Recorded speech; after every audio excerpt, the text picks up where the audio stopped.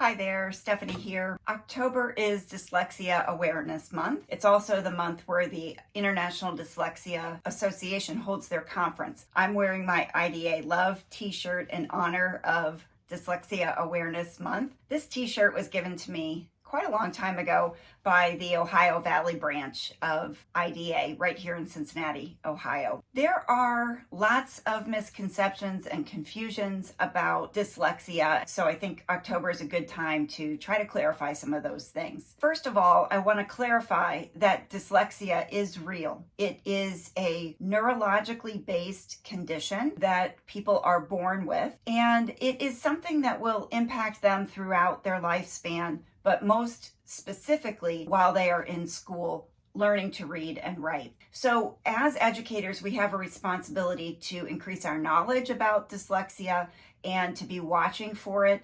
Most importantly, to make sure that we are responding when we see any kind of concern. Dyslexia is typically thought of as a word level disability. Students have difficulties processing print. They have difficulties processing language, and that can show up in some challenges with learning to read, with reading itself, and with spelling. The dyslexia term is actually part of the federal special education law. It is one of the specific learning disabilities. And so one of the really common misconceptions that I want to try to clarify is that schools, in fact, can identify dyslexia. In fact, by law, schools are required under child find to find students with dyslexia.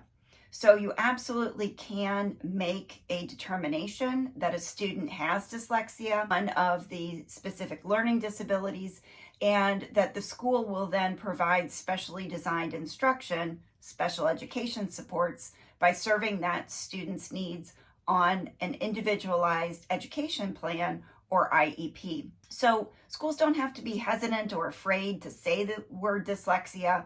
This is definitely a topic that we should be discussing with parents and family members. We actually have an obligation to make sure that we are asking family members about a family history, because one of the other clarifications is the fact that dyslexia can run in families. If a student has a close family member with dyslexia, it increases their likelihood of having dyslexia themselves. So we want to ask about that family history when we're noticing some challenges with our students. And having a family history doesn't guarantee that you're going to have dyslexia. It just puts you at perhaps a higher level of risk. But the good news is instruction is a very strong, very powerful protective factor. Although students don't grow out of dyslexia, you're going to have it if you have it for your entire lifespan. But the protective factor comes in our response to the concerns that we might be observing, or certainly our response when a student is identified as having dyslexia. So we hear a lot of talk these days about screening for dyslexia, and what we're actually doing there is screening for risk, because we know that if we identify difficulties in reading, whether it's dyslexia or not, if we identify those difficulties early, we will be much more likely to have a very powerful and meaningful impact on the student's progression in learning to read and write. Early screening should really be followed by action in the classroom. It's the most important thing that we should do. We should provide some instructional supports. We should get some instruction in place for the students right away at the earliest sign of difficulties. This is not something that's going to go away, but it is something that our instruction can impact. So provide effective research-aligned instruction at the first sign of difficulty, and then monitor how the student responds. One thing to really pay attention to is how is everybody in small group instruction responding? And if it seems to be going well for the majority in the small group, but one student is lagging behind or having more difficulty, that's when we need to be ready to intensify the support that we're providing. We can't just let that student flounder around, move them in between groups, continue to monitor progress but not see any progress. We need to be able to act on stepping up the intensity, the explicitness, the number of practice opportunities, and so on at the earliest sign of concern when a student is not growing at the same rate as their peers. One of the real hallmarks of dyslexia is when students have been provided with generally effective instruction, but their reading difficulties persist. So we sometimes hear people talk about dyslexia being unexpected, given that the instruction that they've received has worked for others. So this is where screening data, looking at that 80% of students getting to benchmark goals with first reading instruction alone. That's one data point about generally effective instruction. And then, as I said, looking at the progress of students in a small group. Is that small group tier 2 or tier 3 intervention successful for most? Is it unexpected that this one student is not growing at the same rate? Teachers need to really inform themselves about the signs and indicators of dyslexia.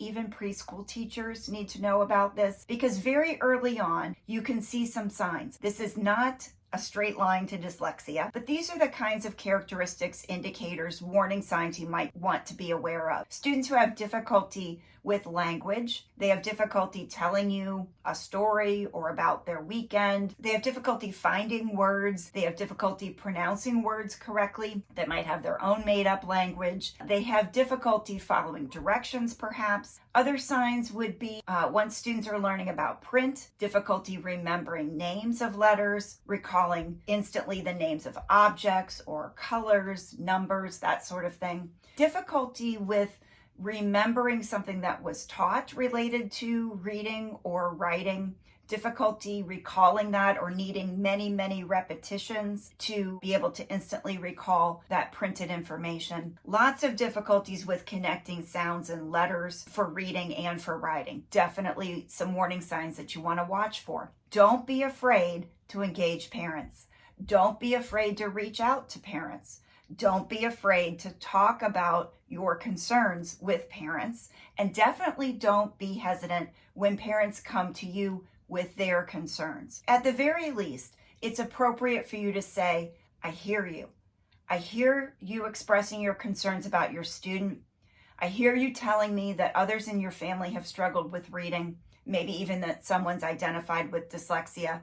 I don't know much about dyslexia. That's perfectly fine for you to say at first. And it's perfectly okay for you to say, let's learn about it together. I'm going to go get more information. I'm going to involve XYZ, other educator in my school, my principal, my coach, my special educator, my speech pathologist, my school psychologist.